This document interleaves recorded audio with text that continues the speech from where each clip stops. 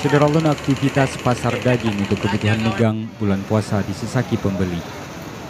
Kondisi ini setidaknya terpantau di Pasar Penayung Banda Aceh.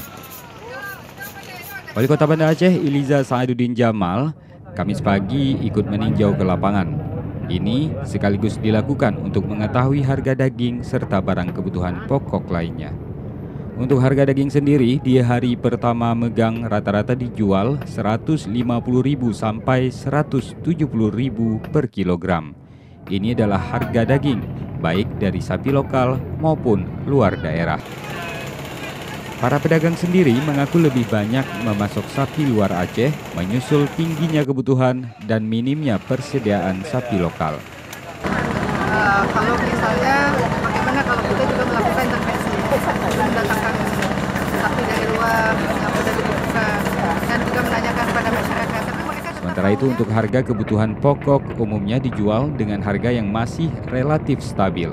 Pedagang mengaku kondisi ini didukung pasokan yang mencukupi. Dari Banda Aceh, Muhammad Nasir, Serambi On TV.